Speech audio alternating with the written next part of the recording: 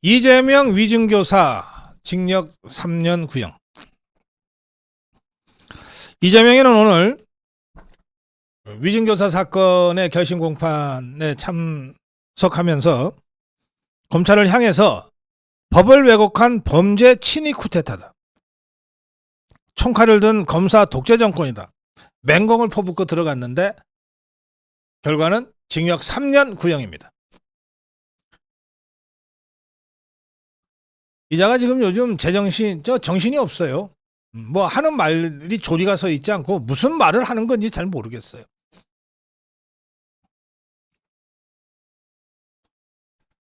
그래서 이재명이가 재판장 들어가면서 한 말은 논평할 가치가 없어서 제가 그냥 건너뛰겠습니다. 검찰은 이재명이가 자신이 만들어낸 거짓 주장을 기정사실인 양 증인에게 반복적으로 주입해서 위증교사의 죄질이 매우 악질적이다, 이러면서 징역 3년을 구형했습니다. 검찰의 구형 논거는 이렇습니다. 이재명은 본인이 만들어낸 거짓 주장을 기정사실인 양 증인 김진성 씨에게 여러 차례 반복 주입하는 등 주도 면밀하고 계획적으로 범행을 저질렀다. 증인신문 하루 전날 변호인을 통해서 김진성 씨에게 신문 사항을 사전 제공 숙지하도록 하는 등 유사 사례를 찾기 힘들 정도로 치밀하게 위증을 교사했다. 이것은 수험생에게 답안지를 미리 제공해 만점을 받게 하는 부정행위와 똑같은 것이다. 또 재판부가 김진성 씨의 증언을 한치의 의심도 하지 않도록 100% 완벽한 위증을 요구한 것이다. 이재명은 이 김진성 씨의 완벽한 위증을 적극 활용해서 결국 무죄를 선고받았다. 그리고 국회의원에 당선돼 현재 야당 대표가 됐다.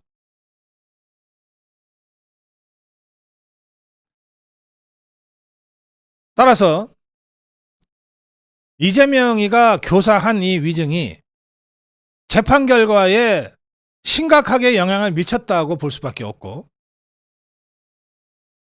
따라서 가중처벌의 요소가 인정된다. 이미 동종의 범죄인 무고죄로 형사처벌 전력이 있는데도 이재명이 자숙하지 않고 있다. 현재 이재명은 사법 절차를 존중하기는커녕 당대표로서의 지위를 개인 범죄에 악용해 사법 질서에 날선 비판까지 쏟아내고 있다. 따라서 중형을 구형한다. 징역 3년 이렇게 되어 있습니다. 그리고 이재명의 요구에 따라서 위증을 했던 혐의, 지금 자신이 위증했다고 지금 양심 고백하고 진술하고 있는 김진성 씨에게는 어쨌든 그때 위증한 죄와 관련해서는 처벌이 불가피하기 때문에 징역 10개월을 구형했습니다.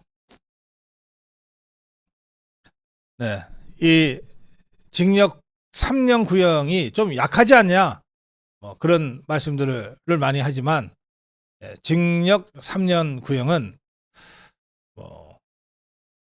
되게 약한 구형이 아닙니다. 여러분들이 잔치국수 드실 만한 구형이라고 저는 생각합니다. 그리고 이게 이제 시작입니다. 선거법 재판의 2심, 선거법 재판의 2년 구형, 위증교사의 3년 구형, 그리고 그보다 훨씬 더 무거운 범죄 혐의들이 앞으로 줄줄이 재판 구형과 심판이 이루어질 겁니다. 이제 시작입니다. 네, 다음으로 가겠습니다.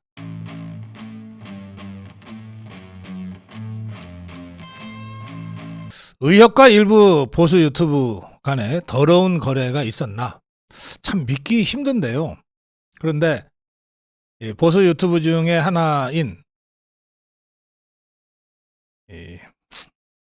지식의 칼의 운영자가 직접 그런 거래를 하려고 했었다라고 지금 스스로 지금 고백하고 있기 때문에 이게 안 믿을 방법이 없네요. 자, 어쨌든 저는 이 의료개혁이 이제 끝이 보인다고 하는 말씀을 제가 여러 차례 이미 드렸습니다.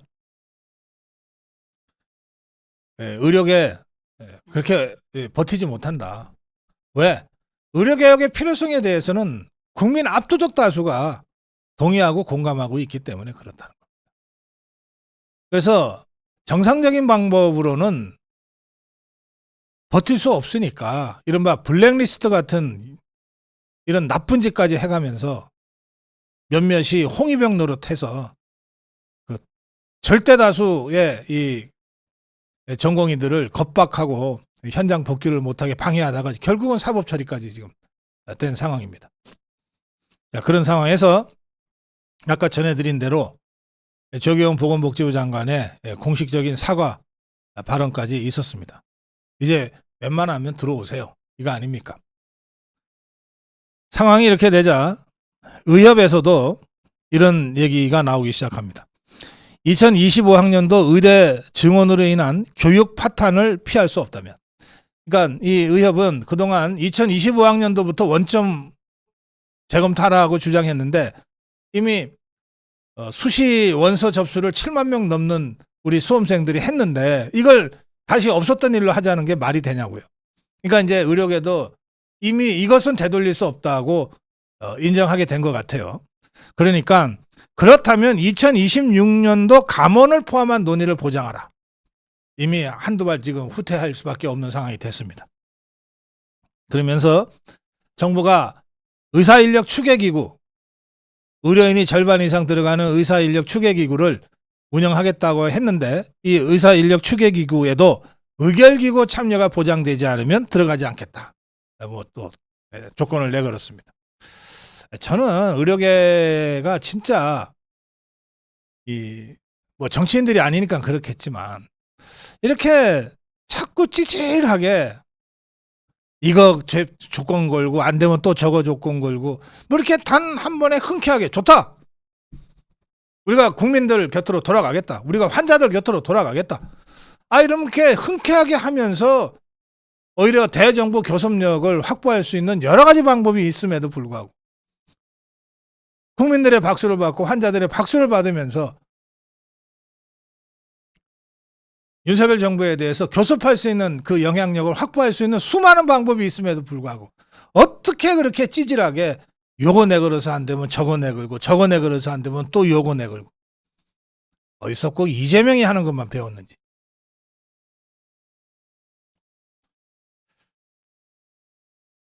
또 조기영 복지부 장관이 공개 사과를 했으면 그냥 흔쾌하게 받아주면 되잖아요. 충분한 사과는 아니라고 생각한다. 딱 하는 짓이 이재명이에요. 딱 종북 주사파야. 충분한 사과는 아니라고 생각한다. 그렇지만 미안한 마음을 처음 표현한 것은 긍정적 변화라고 평가한다.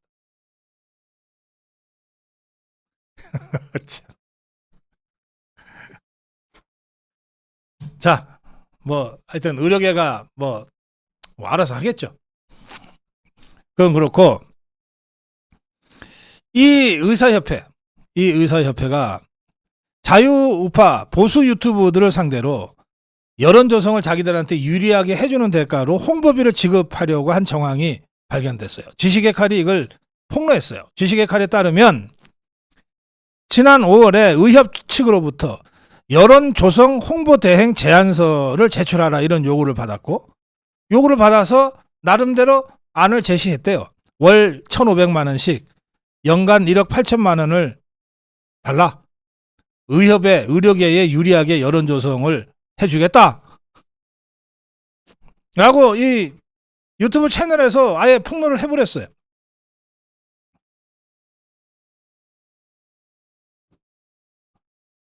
그러면서 계약 범위에 대해서는 모든 소셜미디어 페이스북, 인스타그램, 유튜브, 네이버 블로그를 대상으로 하는 일회성이 아닌 지속적 홍보 캠페인을 하고 인쇄 광고 기획 디자인 전부 우리 쪽에서 하고 거기에 플러스해서 의협이 의뢰하는 홍보 영상까지 추가금 없이 기획 촬영 편집을 전부 우리가 한다는 내용이 포함되어 있다. 그런데 뭐 서로 조건이 안 맞아서 결렬됐다고 지식의 칼은 폭로했습니다. 그런데 결렬되지 않고 실제로 의협 돈을 받아서 의협에 유리하게 이른바 여론을 조성해 주려고 했던 그런 유튜브들이 다수 있었던 것 아니냐라고 하는 의심이 지금 제기되고 있습니다. 뭐 여기에 유땡땡 무슨 김땡땡 코땡땡 하는 사람들이 얼마를 받았다 뭐 얼마를 받았다 하는 식의 의협으로부터 뭐 현금을 받은 뭐 이런 것들이 뭐 국민의힘 비대위 갤러리에 지금 올라가 있습니다. 제가 이건 사실관계를 확인한 게 아니기 때문에 그냥 이런 식의 글들이 올라가 있다는 것만 제가 말씀드리겠습니다. 정황으로 봐서 지식의 칼은 자기가 의협의 제안을 받고 뭔가 계약을 해서 실행하려고 했는데 잘 안 됐다라고 지금 결렬했음을 지금 폭로를 했는데 어디 지식의 칼 하나만 자유우파 유튜브입니까? 의협 입장에서야 다른 유튜브들하고도 충분히 그런저런 이야기를 했을 가능성이 있고 그중에 덜어는 실제로 돈이 집행되고 그런 방식으로 움직였을 가능성을 우리가 배제할 수 없는 거죠. 자, 이렇게 되자 뭐 지금 의혹이 제기된 유튜브들은 절대 아니다 뭐 극구 부인하고 있다고 합니다. 그런데 이미 여론은 매우 거칠게 돌아가고 있습니다. 의료정이 운운하더니 뒷돈 받으면서 의료계 기득권 카르텔 앞잡이 노릇을 해? 이게 이제 SNS에 올라가 있는 이 문제와 관련된 일반 국민들의 분노입니다. 결국 의료대란이니 응급실 붕괴니 이거 다 의협과 유튜브들이 손잡고 만든 허상 아니야? 실제로 모든 언론과 상당수 유튜브들이 곧 의료계가 붕괴할 것처럼 응급실이 전부 문 닫을 것처럼 떠들어댔지만 전혀 그렇지가 않지 않습니까? 그럼 왜 이렇게 떠들어댔을까? 그러면 의협이 유튜브한테만 이랬을까? 의료붕괴, 응급실 대란 이거 보도한 게 어디 유튜브뿐입니까? 대다수 언론들이 다 이걸 했잖아요. 그러면 의협이 그런 신문, 방송사한테는 홍보해달라고 작업하지 않았을까?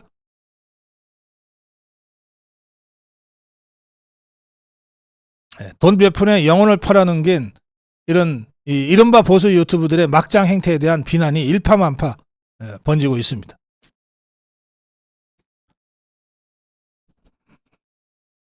이 문제는 법적으로 좀 따져봐야 되는데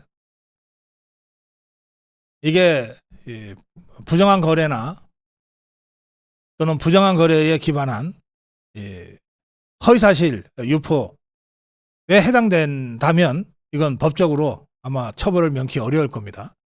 또는 그렇지 않더라도 자유파 유튜브가 이렇게 돈 몇 푼에 휘둘리고 천박하게 타락해서야 되겠습니까? 지금이 어떤 때입니까? 저 정복주사파들이 다시 전열을 정비해서 대통령 탄핵하겠다고 지금 전선을 구축하고 있는 상황인데 그래 자유파라는 이름을 걸고 보수라는 이름을 걸고 고작 천박하게 이런 짓이나 하고 있다면 스스로 입장 밝히고 자숙하고 자정하는 것이 우선 필요하다. 사법적 처리와는 별도로 이 점을 제가 매우 아픈 마음으로 말씀드립니다. 다음으로 가겠습니다.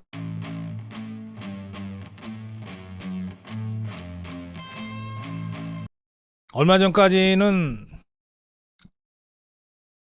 차기 대통령감으로 한동훈이냐 오세훈이냐 이랬잖아요.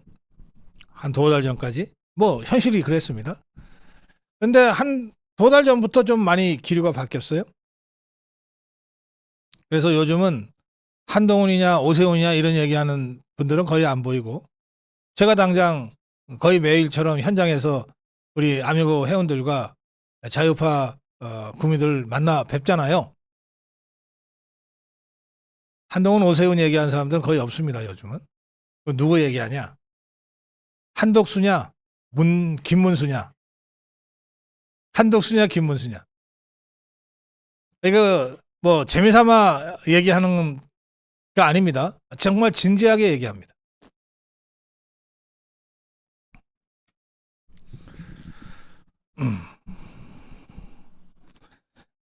자, 한덕수 총리의 그 인터뷰입니다. 시사저널 인터뷰인데요.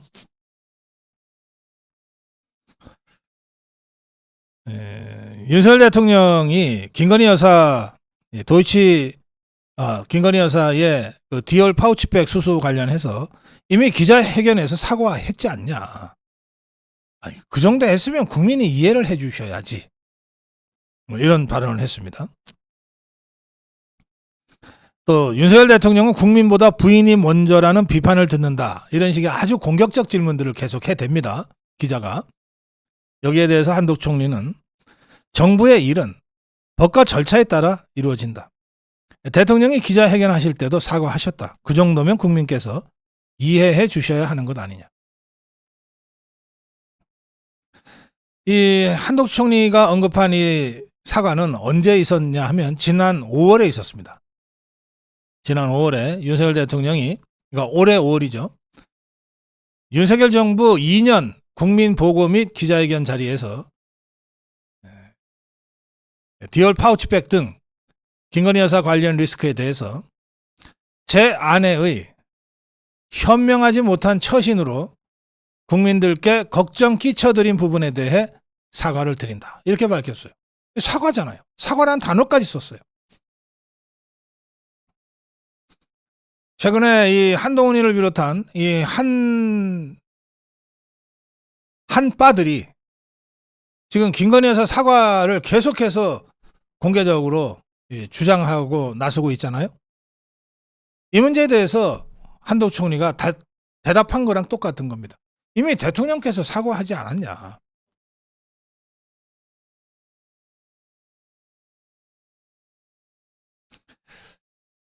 윤석열 대통령은 어떤 사람입니까? 이런 기자 질문에 대해서 한덕수 총리는 윤석열 대통령은 대인이시다. 대인이시다. 소인배가 아니다. 대인이시다. 가장 개혁적인 대통령이다. 이렇게 평가했는데, 가장 개혁적인 대통령이다.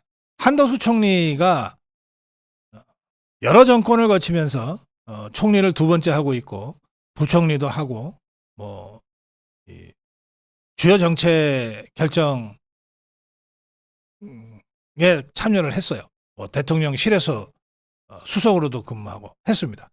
그러니까 여러 대통령을 경험했어요. 가까이에서 경험했어요. 김대중도 경험했고 노무현도 경험했고.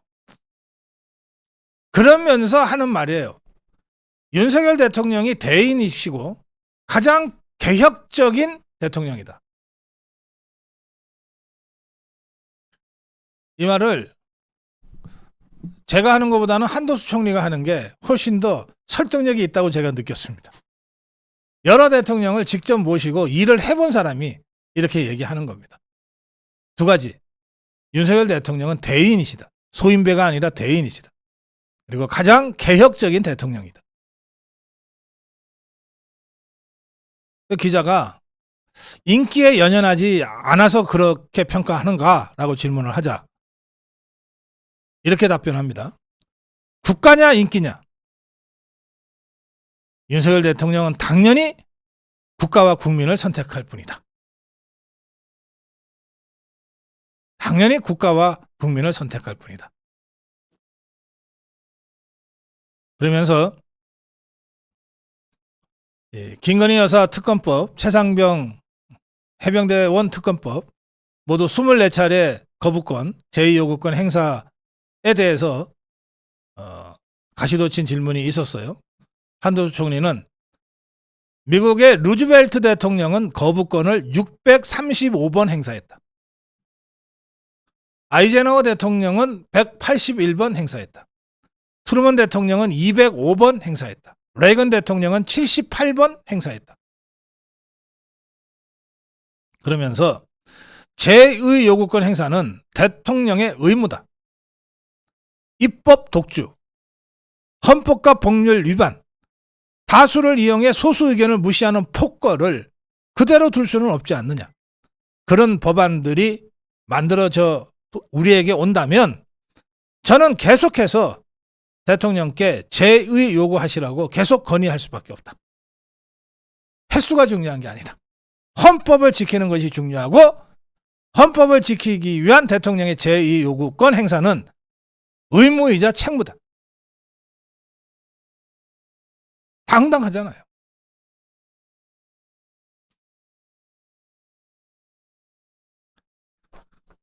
네. 이런 한덕수 총리의 당당함과는 달리 국민의힘 내부에서는 지지율이 떨어지니까, 아니 한동훈 지지율이 떨어지는데 왜 그걸 김건희 여사 책임이라고 모는지 참.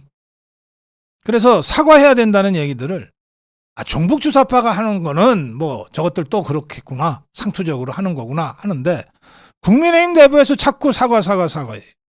김종혁이 김 여사 부부는 사과라든가 이런 매듭이 있어야 한다. 안 그러면 계속 끌려갈 것이다.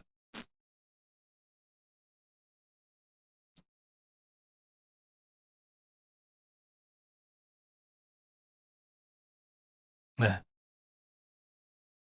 이 한덕수 발바닥도 못 따라오는 자.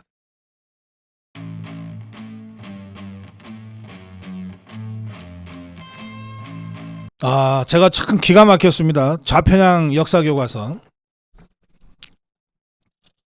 특히 문제가 되는 게 해냄 에듀 출판사의 교과서인데요. 해냄 에듀 출판사의 고등학교 한국사 교과서입니다.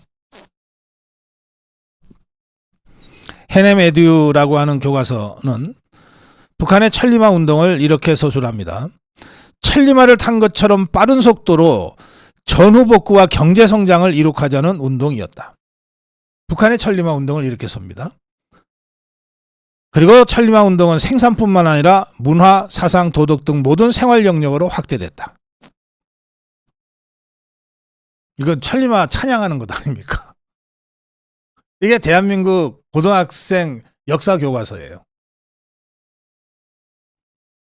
다른 8종의 교과서는 천리마를 다루지만 비판적으로 다루죠. 우리가 알고 있듯이. 또 새마을 운동에 대해서 해냄 에듀는 이렇게 서술합니다. 유신체제를 정당화하였다는 비판도 받았다. 그러니까 천리마 운동에 대해서는 한마디 비판 없이 그냥 찬양하듯이 기술한 반면에 새마을 운동에 대해서는 유신체제를 정당화했다는 비판을 받았다고 쓰고 있어요. 이게 북한에서 나온 역사교과서가 아닙니다. 대한민국에 발간된 9종의 고등학교 역사교과서 중에 특히 좌편향이 심한 해냄 에듀라고 하는 출판사의 교과서입니다. 북한의 핵무기에 대해서 해냄 에듀는 이렇게 씁니다. 북한의 핵 보유 이유는 경제 건설을 위해서는 안보가 튼튼해야 하고 안보를 위해서는 핵 무력을 강화해야 하며 이를 통해 핵 보유국의 지위에서 미국과 협상해 체제를 보장받으려는 의도다. 이건 뭐 완전히 북한 조선노동당 선전 문을 여기다 교과서에다가 갖다 그대로 옮겨놓은 것 같은 설명이에요. 다른 교과서들은 그렇게 안 쓰죠. 다른 교과서들은 북한이 여러 차례 핵실험을 실시해 남북 사이 긴장이 높아졌다든지 여전히 경제적 어려움을 겪고 있다든지 최소한 몇 가지는 지적하고 합니다. 또 한국의 산업화, 박정희 대통령의 산업화 근대화에 대해서 해냄 에듀는 딱 4쪽만 다룹니다. 다른 교과서들은 8쪽에서 14쪽을 다루고 있어요. 그러니까 의도적으로 대한민국의 발전상에 대해서는 축소하고 왜곡하고 북한에 대해서는 찬양 일색으로 지금 쓰고 있다는 겁니다. 또 광복 직후의 정치 상황을 설명하면서 이승만 대통령에 대해서는 해내메드는 이렇게 씁니다. 대한민국 임시정부 초대 대통령이 됐으나 탄핵됨. 친일파 처벌에 미온적. 그런데 그때 이승만 대통령과 건국을 둘러싸고 전면전을 했던 저 김일성과 동시에 박헌영이가 있죠. 남노당의 박헌영. 박헌영에 대해서는 어떻게 썼냐? 사회주의 국가 건설을 주장하고 친일파 처벌을 주장함. 이렇게 보면 이승만은 나쁜 사람, 박헌영은 좋은 사람이잖아요. 또 여운형에 대해서는 뭐라고 썼냐? 민족이 주도하는 자율적 정부 수립 주장, 친일파 처벌 주장. 여운형도 좋은 사람이네. 자, 이렇게 고등학교 때 고등학생들을 이렇게 가르치겠다는 거예요.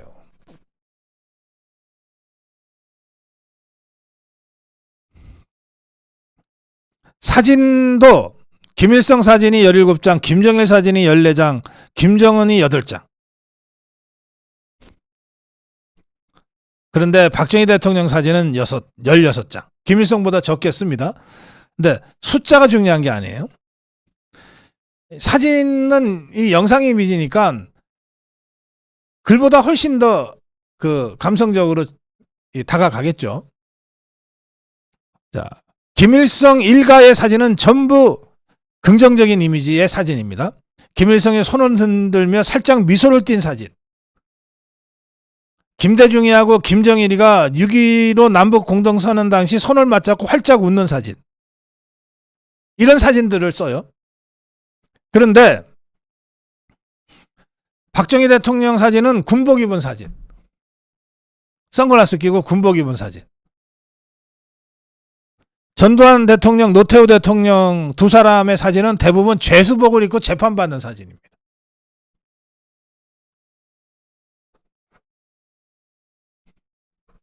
의도를 갖고 쓰지 않고서는 이렇게 쓸 수가 없죠.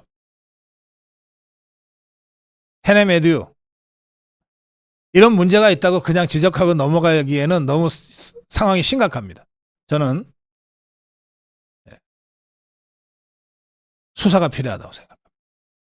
어떤 자들이 이런 식의 그야말로 편향되고 왜곡된 집필을 했는가?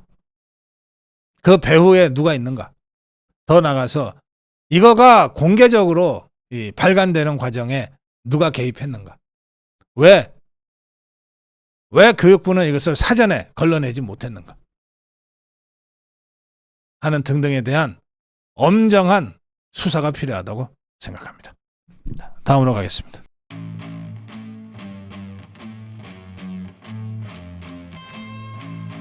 사과하면 탄핵의 문이 열린다. 사과하면 탄핵의 문이 열린다.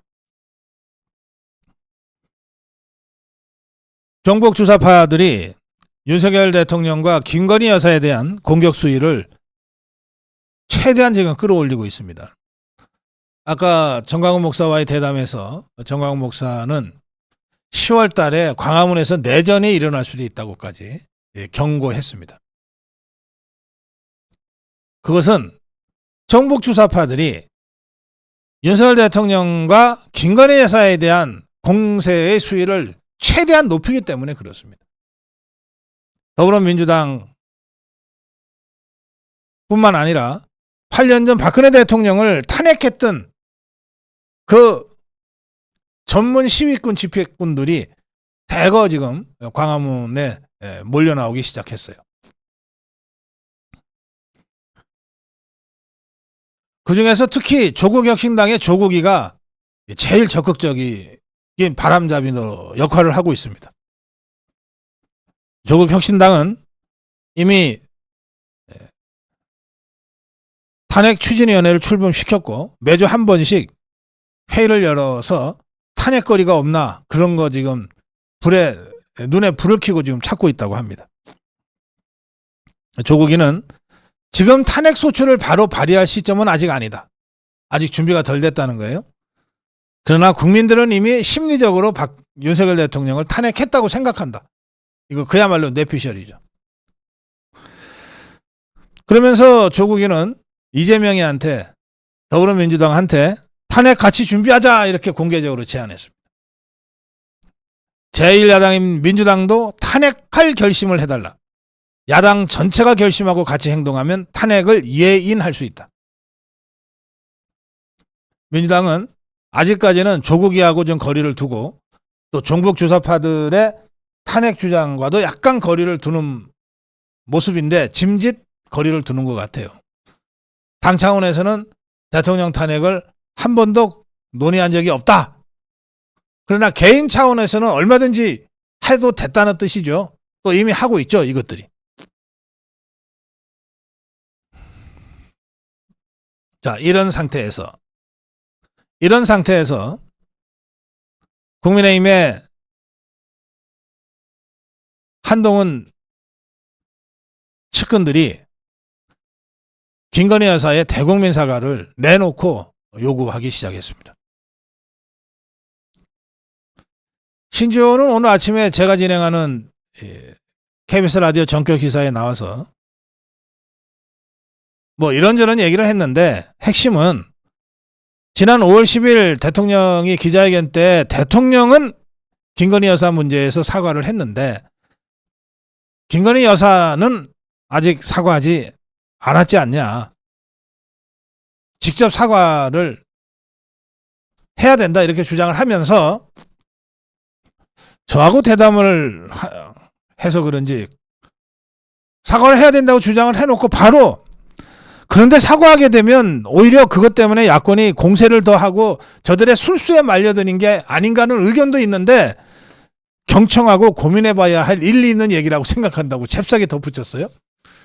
지가 북치고 장구치고를 다 하는 바람에 제가 따로 할 얘기를 덧붙이질 않았습니다.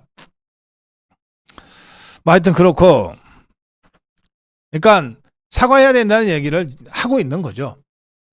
장동혁이는 사과든 다른 방법이든 정치적으로 해결해야 된다. 이것도 사실상 사과를 요구하고 있는 겁니다.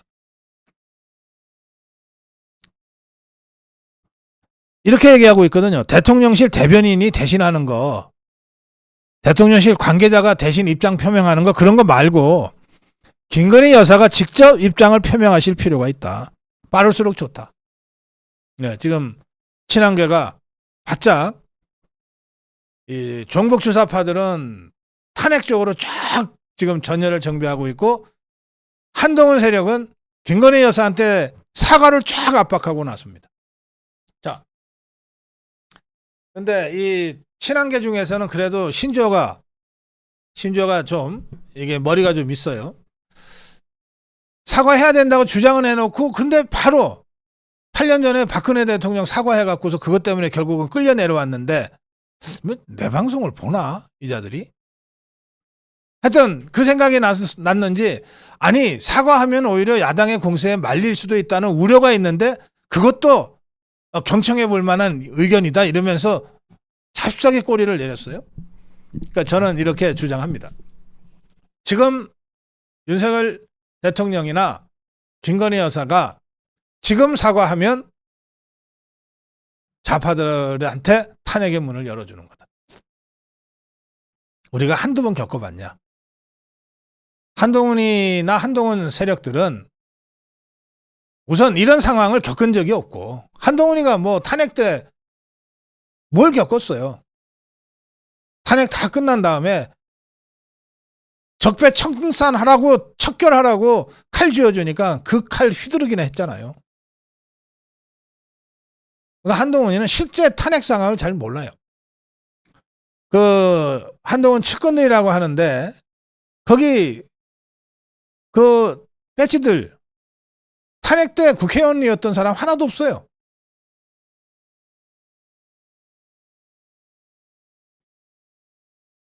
그래서 박근혜 대통령이 하도 사과하라 그러니까 아니, 사과 한 번 하면은 좀 상황이 수습되겠지. 한 번 사과하면 국민들의 화도 좀 가라앉겠지. 그렇게 나이브하게 생각한 바람에 사과를 했어요. 그리고 그 이후에 사태가 걷잡을 수 없이 커졌어요. 봐라, 사과했지 않냐. 잘못했으니까 사과한 거지. 그런데 살려면은 진정성 있게 해야지. 왜 진정성이 없냐. 다시 해라. 다시 해라. 제가 그때 여러 종편에 패널로 나가서 활동할 때인데 이제 박근혜 대통령 사과가 예고돼 있어요. 그러면 급하게 패널들을 불러요. 그래놓고 박근혜 대통령 사과를 그 당시 전부 다 생중계했습니다. 방송 끝나자마자 그걸 갖고 토론을 시작하는데 거의 대부분의 패널들이 다 좌파 패널들이에요. 하나같이 진정성 없다는 거예요. 다시 사과해야 된다는 거예요. 저건 사과도 아니라는 거예요. 그렇게 몰아갔어요.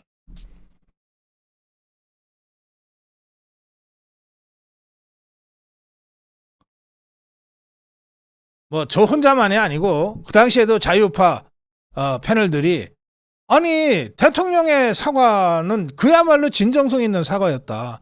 니거들이 그렇게 하라 그래서 했는데 왜 이제 와서 또 하라 그러냐 이러고 맞싸웠지만 워낙 중과부적이었어요. 이미 언론이 딱 정해놓고 딱 프레임에 가둬놓고서 하는 상황이었기 때문에 지금도 비슷해요. 지금도 그때나 지금이나 우리 자유파가 나아진 게 없어요. 언론 상황은 그때보다 더 불리해지면 불리해졌지 유리할 거 하나도 없습니다. 그런 상황에서 김건희 여사가 저렇게 한동훈이까지 사과해야 된다고 하니 그냥 내가 사과 한 번 하면 국민들이 좀 화난 마음도 좀 가라앉겠지. 그리고 더 이상 정치권에서 사과 얘기 나 때문에 남편 대통령 부담되는 거 좀 나아지겠지. 그냥 내가 한번 고개 숙이고 말지.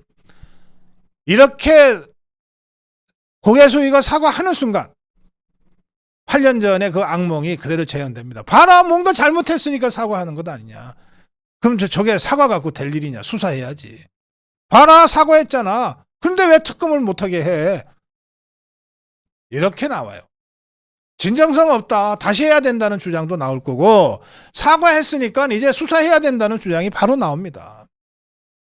그때 가서 지금 김건희 여사한테 공개 사과하라고 주장하는 한동훈과 그 측근들이 야당의 더 거세진 공세를 막아낼 수 있어요? 그럴 능력이 있어요?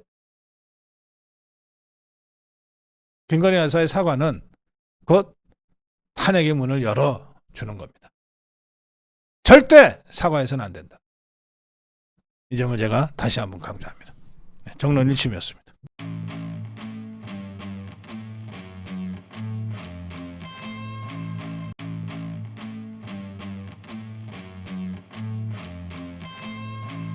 네, 검찰이 김건희 여사의 그 디올 파우치백 의혹과 관련해서 최종적으로 무혐의 불기소 처분을 내렸습니다. 이 최재영이가 기자가 처음에는 디올 파우치백 그거 선물이에요 했다가 아니다, 내가 청탁 대가로 준 뇌물이다 또 했다가 뭐 갈팡질팡했습니다. 그러니까 이자의 발언의 신뢰성 자체가 현저하게 떨어질 수밖에 없었는데 이자가 그 디올 파우치백을 김건희 여사한테 만나면서 두고 나오고 그 과정을 도둑 촬영하지 않았습니까? 그 직후에 문서까지 남겼어요. 이자가 남긴 문서에 보면 이 디올 파우치 준 거는 뇌물이나 청탁 목적이 아니었다. 이렇게 지가 써놨어요. 그리고 나서 이자가 진술을 번복했거든요. 이렇게 관련자의 진술이 완전히 180도 달라지거나 오락가락할 때는 어느 한쪽의 말을 믿을 수가 없잖아요. 먼저 했던 말을 100% 믿을 수도 없고 뒤에 한 말을 100% 믿을 수도 없을 때는 그 정황 자체를 보고 판단할 수밖에 없습니다. 검찰 출신의 한 변호사는 최재형의 말이 신빙성이 떨어져서 객관적 근거를 종합적으로 판단할 수밖에 없었는데, 그런데 그때 그 객관적 증거 중에 최재형이가 남긴 문서가 이 객관적 증거 중에 매우 중요하게 아마 판단 자료로 이용됐을 것이다. 근데 그 문서에는 선물로 줬다고 돼 있거든. 청탁 목적이 아니었다고 돼 있거든. 이런저런 점들을 종합적으로 감안하고 또 김건희 여사를 직접 대면 소환 조사한 후에 검찰은 최종적으로 수사심의위원회를 2차례나 열어서 의견을 수렴 취합한 다음에 결론을 내렸습니다. 그 결론은 무혐의 처분입니다. 혐의가 없으므로 당연히 기소 안 하죠. 최재형이도 같은 처분을 받았는데,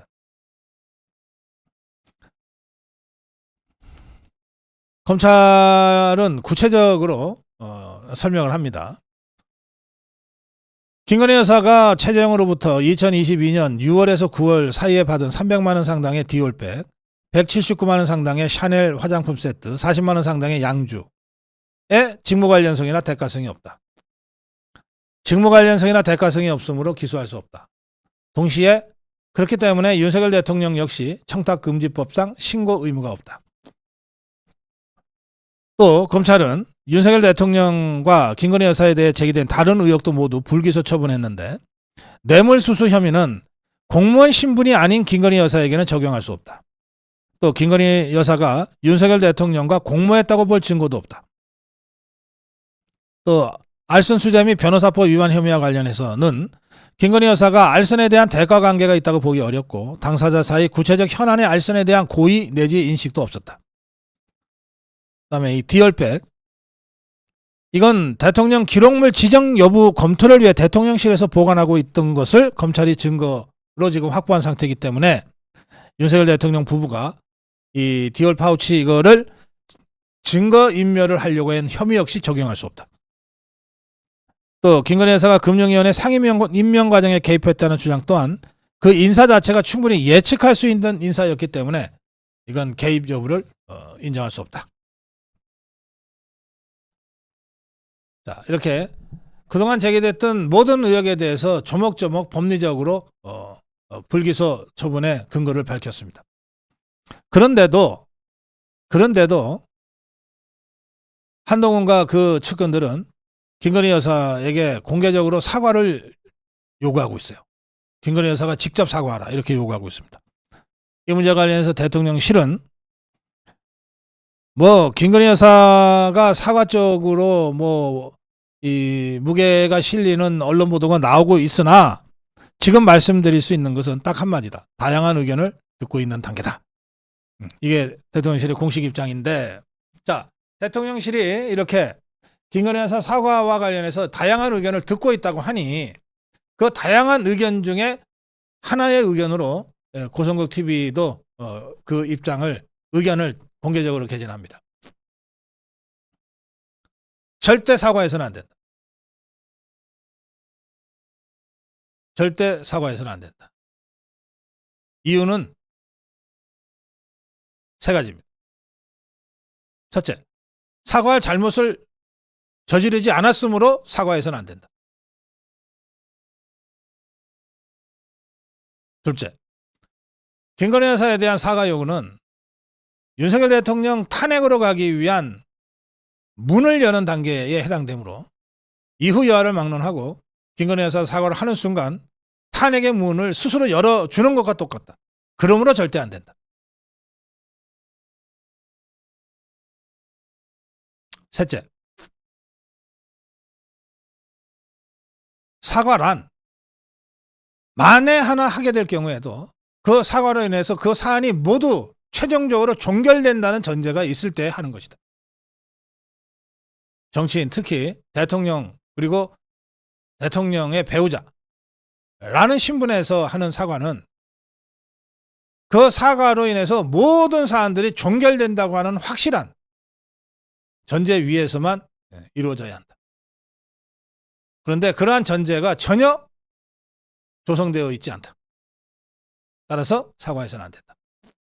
저는 이 세 가지 이유로 김건희 여사가 절대 사과해서는 안 된다는 입장을 여러 차례 밝혔고 대통령실이 다양한 의견을 듣고 있다 하니 그 다양한 의견 중에 하나의 의견으로 고성국 TV의 입장을 이렇게 공개적으로 밝힙니다.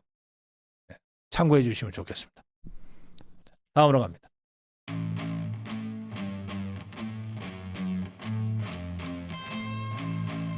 허언증 김대남. 그걸 이용해 다시 대통령실을 공격하는 한동훈입니다.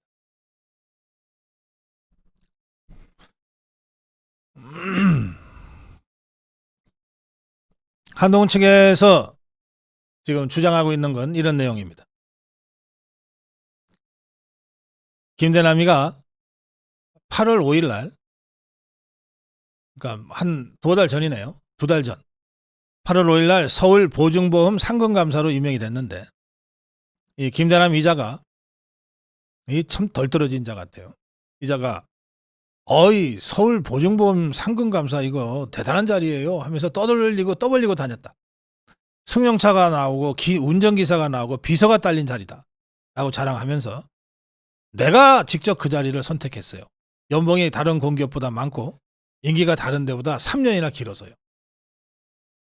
3년이랍니다. 보통 상금감사 2년인데 이 자리는 상금 3년이라는 거예요. 그 이자가 다른 데보다 연봉이 많다 그러는데 연봉이 얼마냐?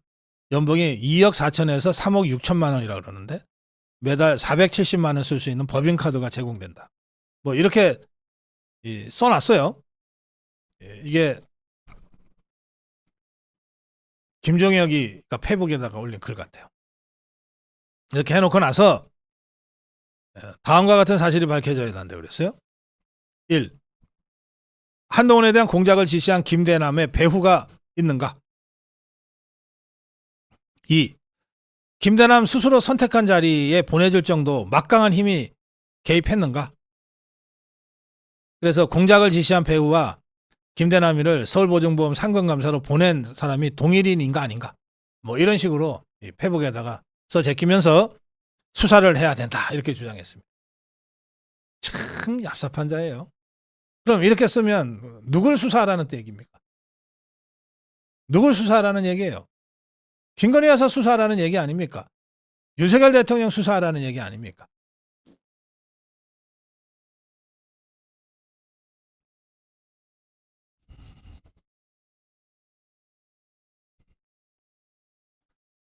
친한계는 이게 김대남이 혼자서 했을 리가 없어. 뭔가 누군가가 뒤에 있을 거야 하면서 조직 플레이에 배우를 무게를 두고 배우를 조사해야 된다. 배우를 수사해야 된다. 이러고 사실상 대통령과 김건희 여사를 공격하고 나섰어요. 신지호는 이렇게 인터뷰에서 주장했다고 합니다. 이완용은 나라를 팔아먹고 김대남은 진영을 팔아먹었다. 그러면서 진영을 팔아먹은 행위가 단독 범행인지 조직 플레이였는지가 굉장히 중요하다. 수사해야 된다. 이랬어요. 제가 신지호 얘기를 그대로 받아서 이렇게 얘기 돌려주겠습니다. 자, 그러면 지금 한동훈과 한동훈 측근들, 신지호까지 포함한 신지호 측근들은 대통령 부부를 지금 팔아먹으려고 그러고 있지 않냐. 국민의힘과 자유파 진영을 팔아먹으려고 하고 있지 않냐. 그래서 결과적으로 대한민국을 팔아먹으려고 하고 있지 않냐. 신지호식 어법이라면 이렇게 제가 되돌려 줄 수 있다는 뜻입니다. 반면에 당의 대다수 주류는 이렇게 봅니다. 아니 대통령실 출신의 무슨 허언증 환자, 허무맹랑한 소리나 하고 다니는 자가 이런 소리를 했다고 해서 그게 곧바로 배후에 누군가가 있다, 힘 있는 사람이 있다. 그럼 결국은 대통령이나 영부인을 얘기하는 건데 이렇게 주장한다는 게 말이 되느냐. 도대체 일개 행정관이 대통령이나 김건희 여사와 무슨 관계가 있겠냐, 무슨 일면식이 있겠냐. 김대남 스스로가 일면식도 없다고 얘기하고 있지 않냐. 그런데 무슨 놈이 배후 수사냐. 총선에서 공천 탈락돼갖고 거의 패닉 상태에 빠진 이 김대남이가 개인적인 일탈로 마구 떠들고 다닌 건데, 과거에도 대통령실에 잠깐 근무했다는 것 하나만으로 자기 홍보를 위해서 뭐 대통령과 뭐 엄청 가까운 사람인 것처럼 호가호위하고 다닌 자들이 한둘이었냐.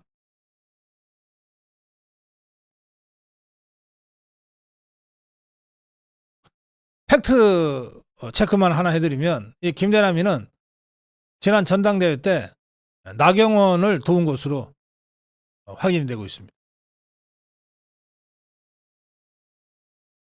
이 한동훈이 측에서 김대남의 배후에 마치 대통령이나 영부인이 있는 듯이 짐짓 냄새를 풍기면서 지금 뭐 수사 촉구를 하고 있는데, 그 문제에 이 서울의 소리와 전화 통화를 했던 그 시점에 김대남이는 이미 나경원 캠프에서 일하고 있었어요. 그거를 어떻게 대통령 영부인과 연계해 지어서 공격을 해야 됩니까? 이자가 작년 10월에 그만뒀다는데, 대통령실을. 예, 갑자기 마른 하늘에 홍두깨 맞게 된 격이 돼버린 나경원이 이렇게 페북에다 썼습니다. 김대남의 서울의 소리와의 녹취 내용, 나하고 아무 관계 없다. 전혀 아는 바도 없고 들은 바도 없다.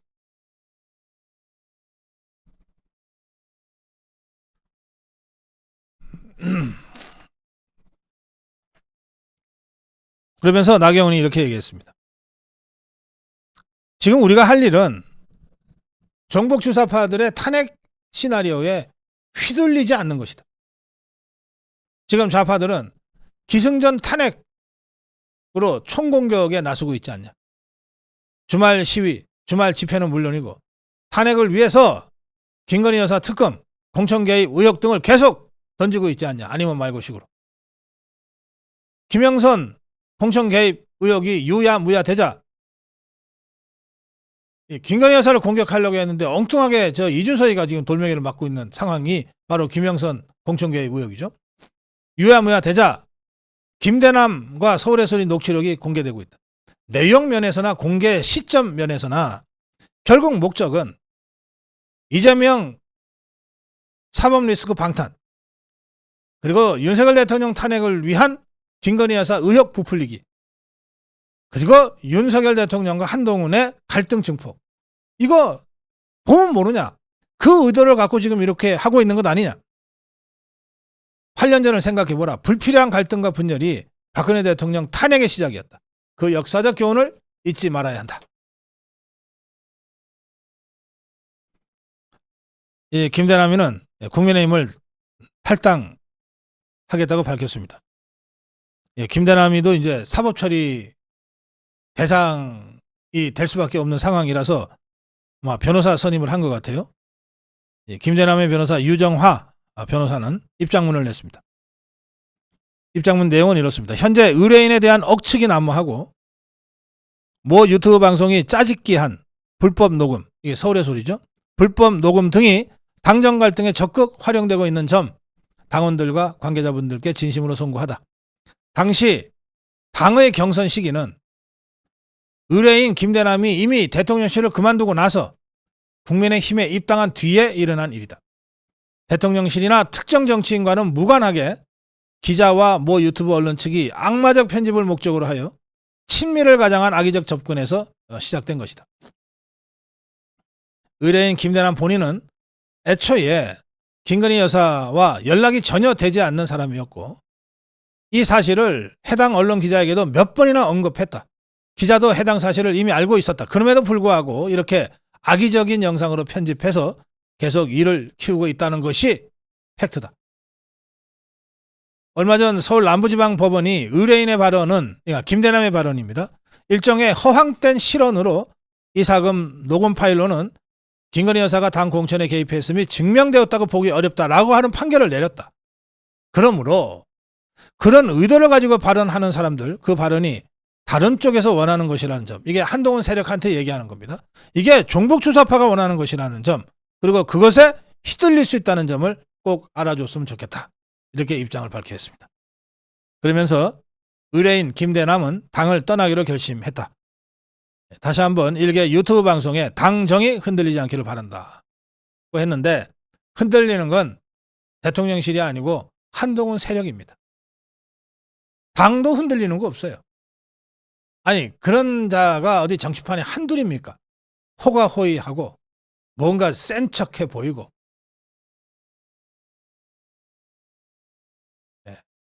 그런 자의 그 일탈적인 발언, 그리고 본인 스스로가 이거 허황된 실언이었다고 계속해서 얘기하고 그것을 보도한 상대방을 지금 고소하고 있는 이 상황에서 대통령실이 흔들리겠어요? 당이 흔들리겠어요? 한동훈과 그 일파들만 좌파의 역공작에 놀아나서 이리저리 휘둘리고 있는 상황이다. 다음으로 가겠습니다.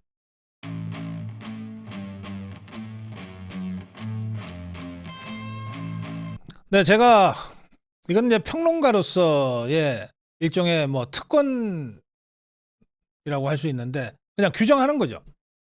뭐 구체적으로 무슨 사실관계를 확인하지 못하는 상황에서도 나는 이렇게 해석합니다라고까지는 얘기할 수 있거든요.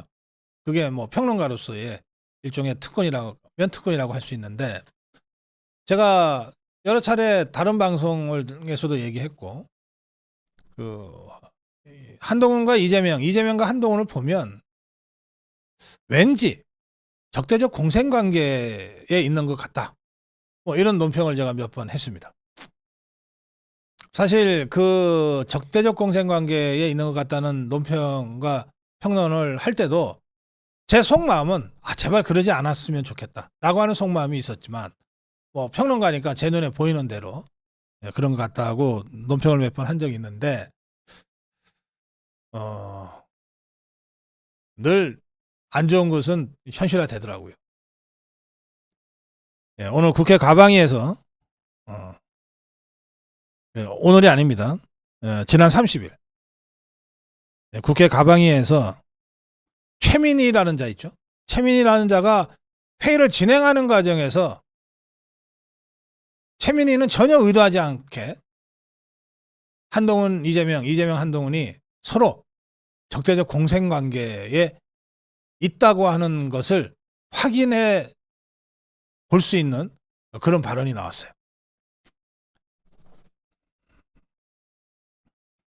과방위는 30일 회의를 열었는데, 최민희가 과방위원장으로 류희림을 불렀는데, 증인으로 류희림이 국정감사 일정 변경 불출석했어요.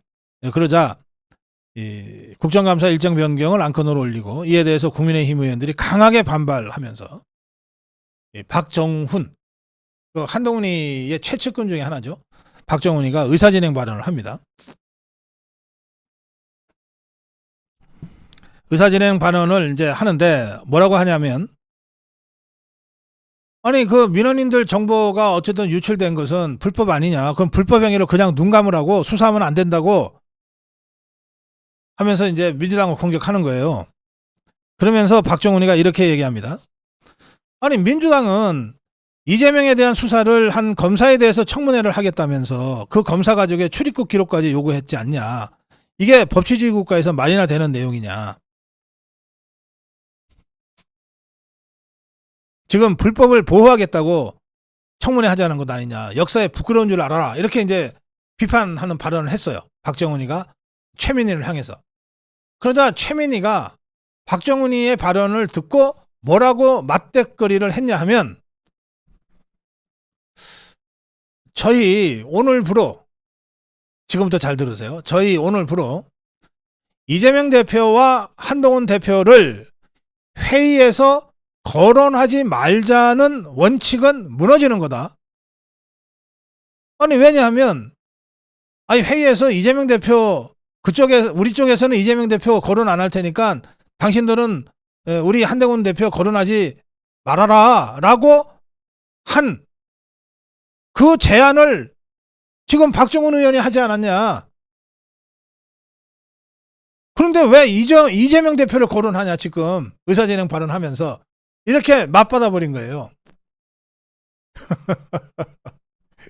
이게 뭐 최민희가 이걸 폭로하고 싶어 폭로했겠어요? 박정훈이가 계속 공격을 하니까 막느라고 박정훈이를 제지시키느라고 얼떨결에 진짜 해서는 안 될 얘기를 해버린 거죠.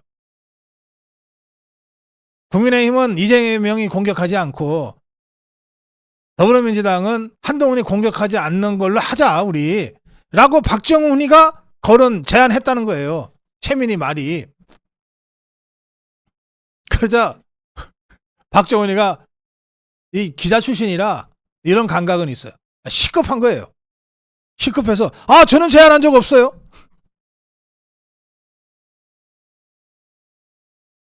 인사청문회 때 이재명이가 나오면 본질을 흐리기 때문에 제가 거기에 동의한 거지. 제가 그거 서로 건드리지 말자고 제안한 적 없어요. 펄쩍 뛰었어요. 그런데도 최민희는 계속 뭐라고 그러느냐. 자, 이제 박정훈이가 이재명 거론해서 약속을 깼으니 민주당 의원도 이제 한동훈에 대해서 얘기하세요. 이렇게 된 거예요. 그러자 민주당의 그 한민수라고 배지가 있어요. 이자가 뭐라 그랬냐. 아니 최민희 위원장께서 한동훈 얘기하라 그러는데 저는 당분간 안 할 거예요. 아니 뭐 대통령도 한번 못 만나고 독대도 못하는 집권당 대표를 그 거론할 가치가 있습니까? 이렇게 비꼬으면서 발언을 했어요. 자,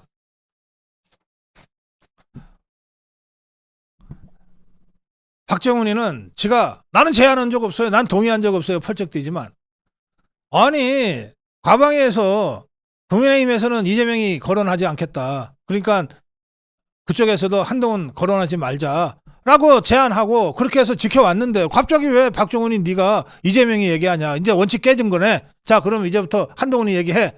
라고 최민희가 과방위 회의 진행을 했는데 그럼 이 최민희의 이 말이 거짓말이겠습니까?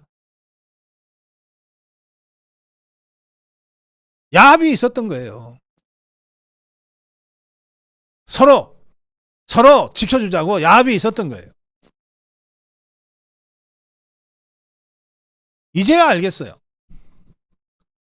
왜 지난번에 한동훈이가 이재명이 하고 그렇게 만나자고 했는지. 단 둘이만. 그리고 둘이서 만났을 때 한동훈이 딱 옆에 세워놓고 계엄설이 어쩌고 저쩌고 이재명이가 온갖 괴담으로 대통령 공격할 때 그때 왜 한동훈이가 꿀먹은 벙어리처럼 그냥 듣고만 있었는지. 이제 다 알겠어요. 이것들이 약속했거든. 야합했거든. 서로 공격하지 말자고. 서로 지켜주자고.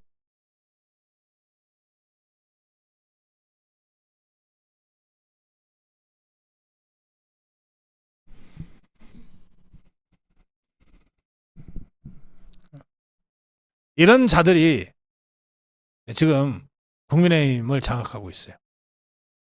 그리고 이런 자들이 입만 열면 이재명을 공격하는 게 아니라 입만 열면 김건희 여사를 공격하고 대통령을 공격하고 있어요.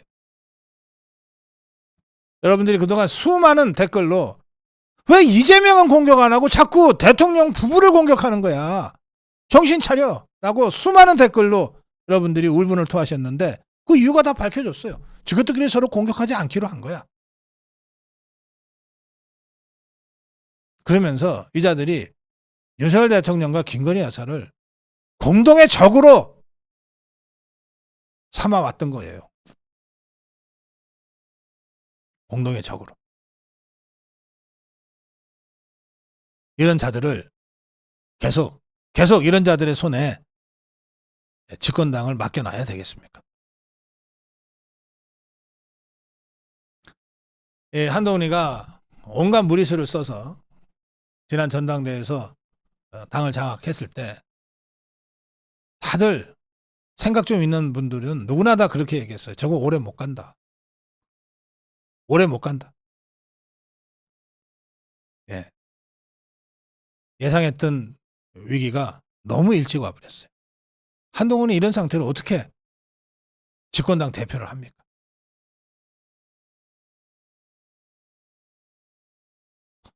어떻게 정리할 것인지에 대한 고민은 좀 더 구체적으로 또 진지하게 계속 해봐야 되겠습니다.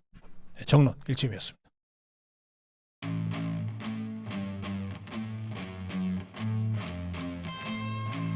당 지도부 대처에 한숨만 나온다. 이 지금 김대남이라는 자가 서울의 소리하고 뭐 한 5시간 넘게 통화한 것에 이게 쌓아서 합계가 5시간 넘는다는 겁니다. 굉장히 가까운 사이인 모양이에요. 서울의 소리 이명수라는 자하고 기자죠. 그리고 이 김대남이라는 자하고 뭐 동양인가 그렇대요. 가깝게 지내는 사이인 것 같습니다. 그리고 이 김대남이 이자는 윤석열 대통령 후보 캠프에서 일을 했는데 그 윤석열 대통령 후보가 이 김대남이를 어떻게 알겠어요? 누군가 추천했겠죠. 누가 추천했냐? 신지호가 추천했답니다. 그건 팩트로 확인이 돼 있어요. 신지호도 지가 추천했다고 인정했어요. 그럼 신지호하고 김대남이는 무슨 인연이나? 뭐 같은 연대 출신이라고 합니다. 뭐 동양으로 엮이고 뭐 학연으로 엮이고 뭐 그렇게 해서 여의도 브로커 중에 하나였던 김대남이가 대통령 후보 캠프에서 잠깐 일을 했던 것 같아요. 그러니까 윤석열 대통령이 이 사람을 아는 게 이상하죠. 당연히 모르죠. 대선 캠프는 수백 명이 움직이고 수천 명이 움직이는 곳이거든요. 그리고 대부분의 경우 후보는 바깥에서 유권자들을 만나러 다니지 사무실에 앉아서 실무자 얼굴 볼 틈이 어디 있습니까? 그러니까 윤석열 대통령은 대선 때도 이 사람을 몰랐고 또 5,600명이 근무하는 대통령실에 이 사람이 뭐 잠깐 몸을 담았다가 작년 10월에 그만뒀다는데 뭐 이런 사람이 근무했는지도 잘 몰랐던 거죠. 그래서 대통령실이 공식적으로 밝힌 입장은 뭐냐면 윤석열 대통령과 김건희 여사는 이 사람과 일면식도 없다는 거예요. 근데 이 김대남이가 대통령하고 둘이서 찍은 사진도 있다 이러면서 지금 공개를 했는데 그 사진은 이런 겁니다. 자, 대통령은 연말연시 송년 모임이라든지 또는 직원들 격려 모임 같은 거 할 때 직원들이 제일 하고 싶어 하는 게 뭐겠어요? 대통령하고 1:1 사진 찍는 거예요. 그래서 수백 명과 1:1 사진을 찍어주느라고 대통령이 2시간, 3시간 서 있어야 될 때가 있어요. 이거 대통령 후보도 그게 참 힘든 일이라고 합니다.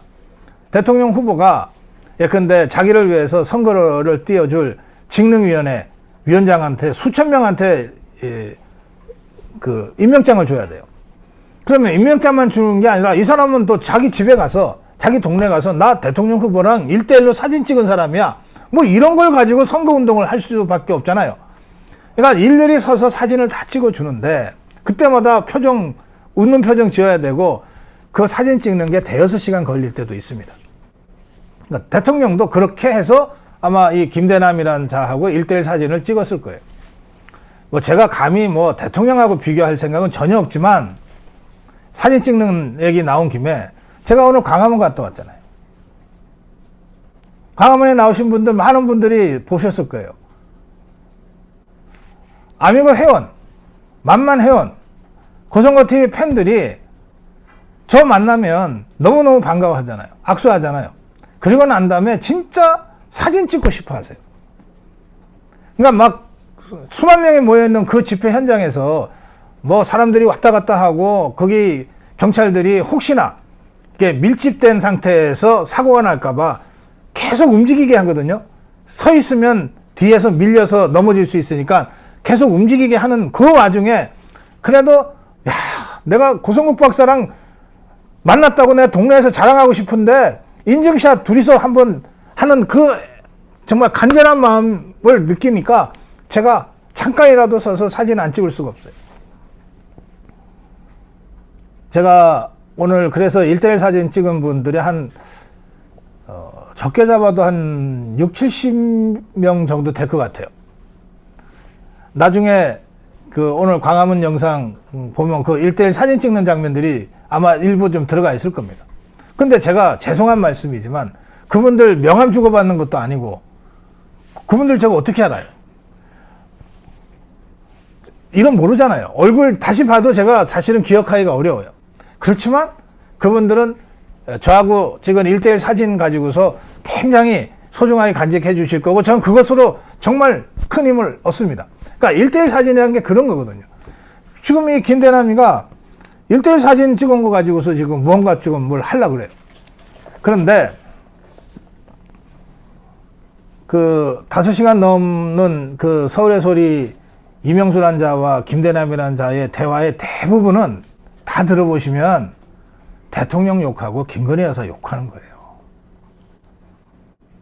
지금 이 서울의 소리가 또 대다수 언론이 이 사안을 어떻게든 한동훈이가 윤석열 대통령 공격하고 한동훈이가 김건희 여사 공격하는 소재로 쓰려고 좌파들이 한동훈이를 자꾸 흥분시키려고 격발시키려고 그 대목만 집중적으로 부각하는데, 실제로 녹취록 전체를 여러분들이 보시면 95%, 99% 가까이는 이자가 공천에 떨어졌기 때문에, 그리고 대통령실에서 잘렸고 대통령 욕하고 김건희 여사 욕하는 걸로 꽉 차 있어요.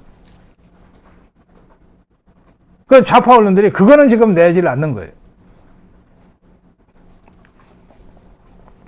그래서 이 술수에 말리면 이런 바보가 어디 있어요. 그 지금 한동훈이 좌파들이 만들어 놓은 이 함정에 거의 빠져버렸어요. 그래서 막 배우를 수사해야 된다 막 이러고 정색하고 나서잖아요. 이게 그럴 일입니까?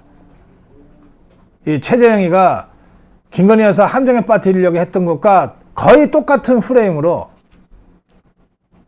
이 김대남이라는 자가 서울의 소리하고 무슨 생각을 했는지 손잡고 몇 시간 동안을 대통령 욕하고 김건희 여사 욕하면서, 그러면서 한동훈이 얘기를 한 거고, 딱 그 부분만 집중적으로 부각시켜서 한동훈이라 하여금 김건희 여사를 공격하고 윤석열 대통령을 공격하고 한동훈 측근들이 발끈해가지고 대통령실을 공격하게 지금 만들고 있는데, 이 함정에 이자들이 지금 빠져들고 있는 거예요.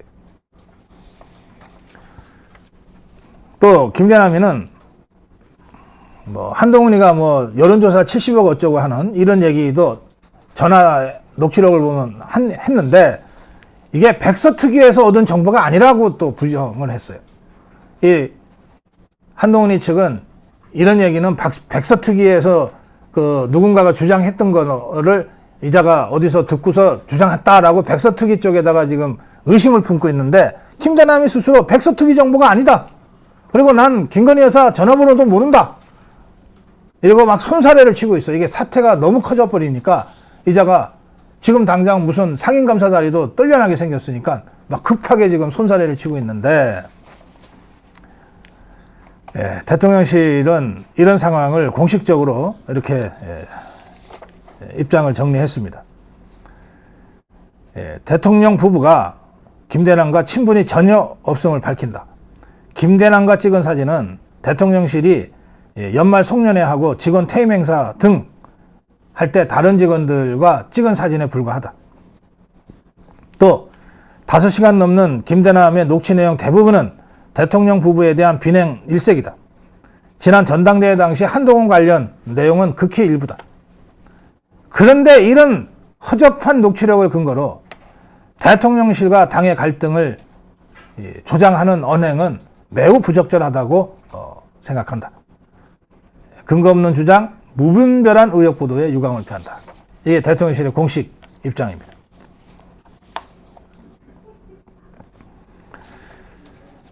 그런데 이 김대남이가 대통령실을 그만두고 전당대회 때 이제 출마하려고 했다가 실패한 후에 이제 전당대회가 있었잖아요. 그때 나경원 캠프에서 일했던 것이 또 팩트로 확인이 됐어요. 그래서 갑자기 이게 나경원이 시킨 거냐? 이제 속이 좁아 터진 이 한동훈 측근들은 또 당장 그렇게 생각할 가능성이 있습니다. 나경원이가 팩트 체크를 해봤겠죠. 그래서 나경원이 이렇게 설명을 했습니다. 김대남은 전당대회 당시 나를 돕는다고 하는 여러 명의 특보 중에 한 명이었다. 그러나 한동훈을 공격하는 이런 내용에 대해서 나하고 사전에 의논했거나 사후에라도 보고한 적 없었다. 또 김대남이 이 정보를 취득한 경위나 기사 의뢰 과정이나 그 후에 일련의 행위를 보면 매우 돌출적인 개인적 행동으로 보인다. 서울의 소리라는 매체가 얼마나 고약한 좌파 매체인지는 익히 잘 알고 있지 않냐. 야당 의원들에게 탄핵안 발의를 요구하고 주말마다 전국에서 시위가 확산되고 있는 이 시기에 그들이 이런 그 부분을 딱 부각해서 공개한 의도는 너무나 명약관화하지 않느냐.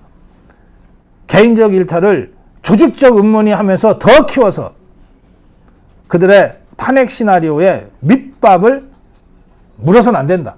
근데 지금 배후 수사라고 한동훈 측에서 들고 일어나는 것은 정복 수사파들의 탄핵 시나리오에 밑밥을 덥석 문 것과 똑같다. 좌파 민주당으로서는 환호 작약할 일 아니겠느냐. 그들의 탄핵 시나리오와 이관계에 단단히 걸려든 꼴이 됐다. 박근혜 대통령 탄핵 과정을 다시 한번 반추해 보라. 더 이상 이와 같은 음모론 확산 등으로 야당의 탄핵 시나리오에 기름을 붓는 행위는 자제하라. 한동훈 측에다가 이렇게 강력하게 경고했어요. 장해찬도 이 사안과 관련해서 이렇게 직접 발언을 했습니다. 라디오 인터뷰에 나갔는데 김대남 잘 아냐? 좌파 진행자가 물어보니까 물론 안다. 대선 캠프 초기부터 활동했던 사람이다.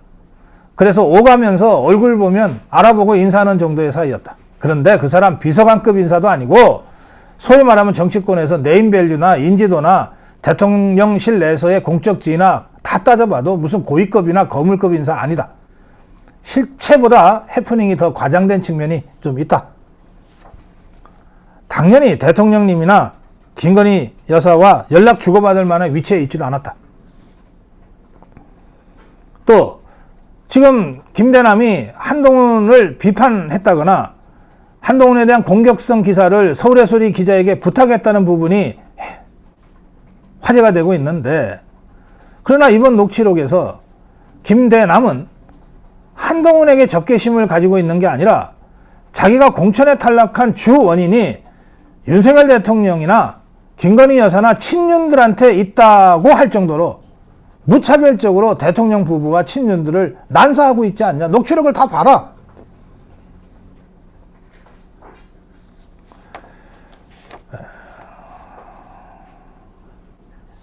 그러면서 그런데 이건 팩트체크 간단한 건데 마치 김대남 뒤에 뭐나 있는 것처럼 배후 수사를 하니 어쩌니 저쩌니, 이거 한동훈 지도부의 초라한 성적표를 가리기 위한 물타기 아니냐는 생각까지 들 정도다. 네, 김대남 사건은 지금 제가 쭉 설명해 드린 대로 팩트가 그렇고, 그 다음에 나경원의 주장이나 장해찬의 주장을 보면 아, 이게 그런 상황이구나 라고 하는 걸 쉽게 여러분들이 이해하실 수 있을 겁니다. 더 이상 설명이 필요 없다. 다음으로 가겠습니다.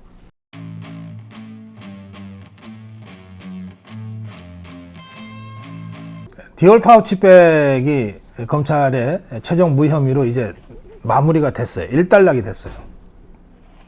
근데 조중동의 보도 태도는 끝나도 끝난 게 아니다. 사법적으로는 끝났을지 몰라도 정치적으로는 더 커질 것이다. 뭐 그런 얘기를 지금 하고 있습니다.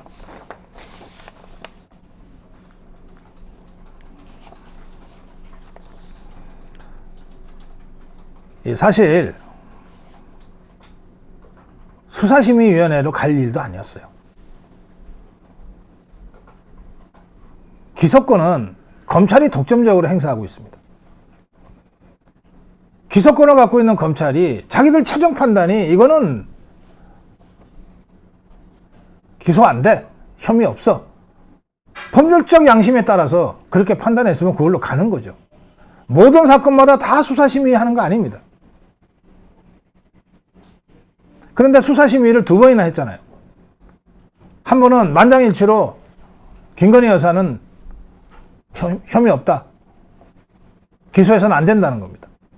근데 두 번째 최재형이가 요청한 수사심의위원회는 8대7로 기소해야 된다는 의견이 다수였다는 걸 가지고 마치 김건희 여사를 기소해야 된다는 식의 수사심의위원회 결과라고 다들 보도를 했는데 그거 전혀 사실이 다릅니다. 첫 번째 수사심의위원회는 김건희 여사의 기소 여부를 둘러싼 수사심의위원회였고 거기서는 만장일치로 혐의 없음, 불기소 공고가 나왔어요. 두 번째는 최재형에 대한 수사심의입니다. 그런데 8대7로 기소 의견이 더 높았다는 건데 그건 뭐냐? 최재형이 이자는 죄질이 나빠서 기소해야 된다는 거예요. 김건희 여사가 아니고. 같은 사건인데 왜 김건희 여사는 불기소고 최재형이는 기소냐? 법이 그렇게 돼 있어요. 법이. 청탁금지법이라는 법 자체가 그렇게 돼 있어요. 그래서 두 번째 열린 수사심의위원회의 위원들이 상황을 다 보니까 최재형의 수법이 너무 악랄하고 죄질이 나쁘거든. 그러니까 김건희 여사의 기소 여부와 별도로 이자는 사법적으로 응징해야 된다. 이게 8대7입니다. 어떤 언론도 이렇게 보도하지 않죠. 자, 어쨌든 그럼에도 불구하고 그래서 제가 김건희 여사는 불기소가 맞고 최재형이는 기소가 맞다고 처음부터 여러 차례 말씀을 드렸어요. 그런데 대검은 어쨌든 이렇게 하면 법률적으로는 그렇게 가야 될지 모르지만 국민들한테 이걸 다 설명하는 것이 좀 어렵다. 그로 인해서 결과적으로 대통령의 국정 운영에 부담이 가중될 수 있다는 판단 때문에 막 그냥 김건희 여사 불기소 동시에 최재형이도 이 사안과 관련해서는 불기소로 가자 이렇게 된 거예요. 대신에 최재형이는 다른 혐의로 지금 수사가 진행되고 있죠. 자, 그런 것인데 이런 상황에서 최재형이가 계속해서 큰소리 치고 다니잖아요. 범죄 혐의자, 공작을 했던 자가 큰소리를 치고 피해자가 국민들한테 사과하라는 요구를 받는 이야말로 전도된 상황, 이 기형적인 정치 상황, 이거 그냥 놔둬야 되겠습니까? 어떻게 피해자가 사과를 합니까? 사법적으로 전혀 혐의가 없는 사람이 왜 사과를 해야 됩니까? 반면에 최재형의 이자는 치밀하게 공작을 꾸몄고 추진을 했어요. 그리고 다수 의견이 이자는 사법적으로 응징해야 된다는 의견이 있었어요. 그런데 이자가 큰소리 치고 다니는 상황이 돼버렸어요. 그래서 저는 디올 파우치 사건으로는 기왕에 불기소 됐으니까 재론하지 않겠습니다. 그러나 최재형 이자에 대해서 제기되고 있는 또 다른 의혹과 관련해서는 신속하게 엄정하게 수사해서 사법 응징해야 된다. 이렇게 제가 다시 말씀드리는 겁니다. 자, 조선일보는요. 그런데 검찰의 이 무혐의 처분을 보도하면서 더 커진 정치적 논란이라고 썼어요. 제목에. 저는 이 제목을 보고 논란을 더 키우고 싶어하는 것은 조선일보구나. 조선일보구나. 제가 그렇게 느꼈습니다. 이 기사에 보면 6명의 국민의힘 쪽의 정치인들이 다 뭐 사과가 필요하다 하는 식으로 되고 있다고 사진까지 이렇게 박았어요. 권영세, 박형수, 김재섭, 김용태, 조혜진, 김경진, 어제 제가 진행하는 전격시사에 나왔던 그 김경진입니다. 이 6명의 사진을 이게 무슨 대단한 기사라고 이렇게 크게 박아가지고 이 사람들이 다 사과를 요구한다. 그렇게 보도를 했어요. 자, 그래서 좋다. 조선일보가 언론이라면 고성호TV도 정론, 자유파 정론 방송이다. 그래서 제가 사진 준비했습니다. 사진 좀 보여주세요. 자유파의 진짜 정론을 행하는 평론가들 6명. 장해찬, 이영풍, 류여애, 원영석, 이승우, 지석규. 이 사람들 한결같이 절대 사과해서는 안 된다고 주장하고 있습니다. 어느 쪽이 진짜 정론일까요?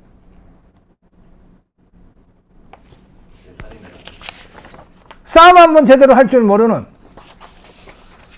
권영세, 박형수, 김재섭, 김용태, 조혜진, 김경진이의 사과 요구가 정론일까요? 아니면 진짜 우리 자유파의 전사들, 자유파를 진짜 대표하는 대표 패널들, 장해찬, 이영풍, 류호혜, 원영섭, 이승우, 지석규의 절대 사과해서는 안 된다고 하는 주장이 진짜 정론일까요?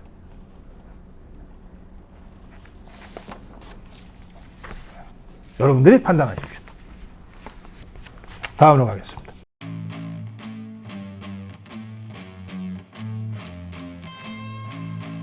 자, 정론일침 가겠습니다. 이렇게 간단할 걸. 오늘 김건희 여사 특검법 폐기됐습니다. 재표결 폐기됐습니다. 해병대 특검법 폐기됐습니다. 내표에 이탈표가 있다 그러는데 그 대세 관계 없습니다. 누군지도 모르는 이 4명의 이탈자 찾기 위해서 괜히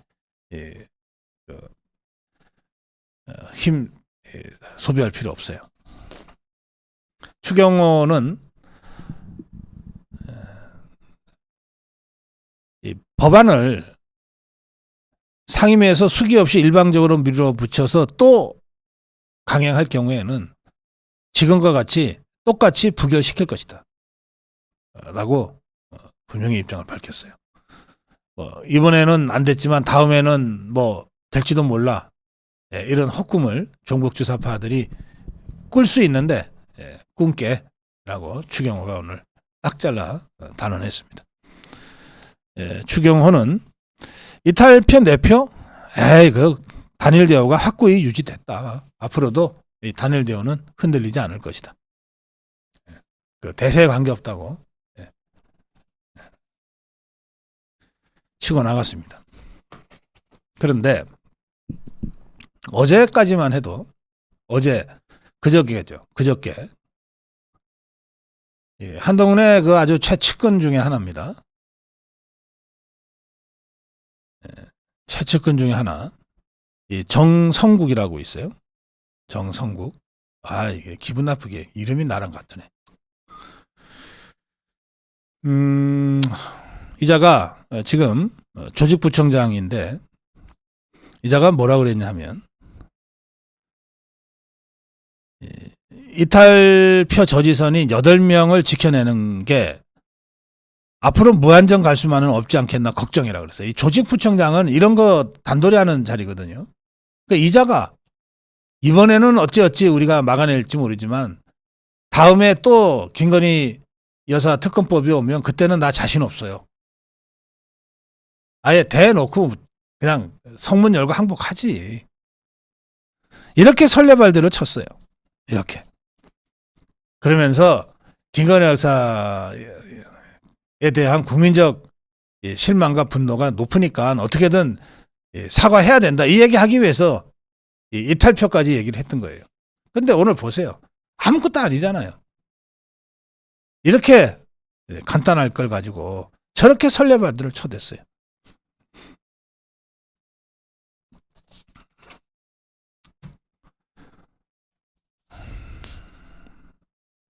한동훈은 이것저것 생각했겠죠.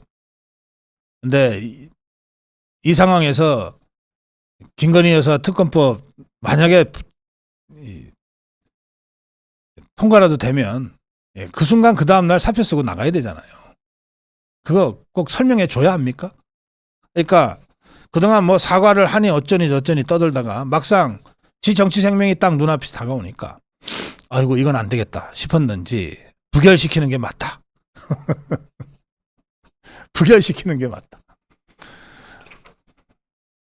이게 한동훈이가 부결시켜라고 명령해서 부결입니까 어디? 여당 국회의원들 입장에서 이건 그야말로 기본이죠. 아무것도 아닙니다. 이렇게 간단할 거 가지고 그렇게 설레발을 치면서 뭐라도 무슨 큰일이라도 있을 듯이 왜 그랬을까요? 결국 대통령 압박하고 김건희 여사 압박하기 위해서 이자들이 블러핑 친 겁니다. 뻥친 거예요. 협박한 겁니다. 실제로 사고 칠 담력도 없고 사고 칠 배짱도 없고 사고 칠 계산도 안 나오면서 뻥친 거예요. 자꾸 이런 식으로 뻥치기 정치를 하면 그야말로 양치기 소녀 됩니다. 뭐 이미 그렇게 돼버리기도 했죠. 그건 누가 요즘 한동훈 말 믿습니까? 다음으로 가겠습니다.